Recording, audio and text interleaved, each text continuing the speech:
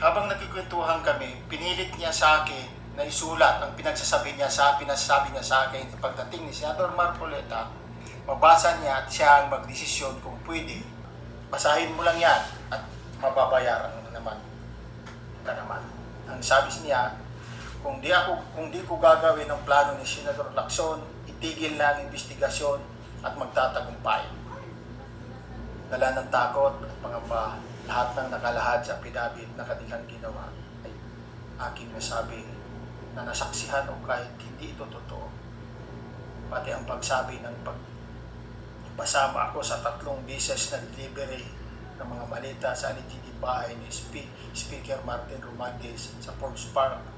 Wala akong naging direktang kontak o nakita man lang si Speaker Romualdez. Nag-promise ng CAS educational scholar si former Congressman Mike Defensor. Napagalitan pa ako ni Senador Marcoleta kasi nag-adlib ako. At ang sabi niya, sundan lang ang nakasulat.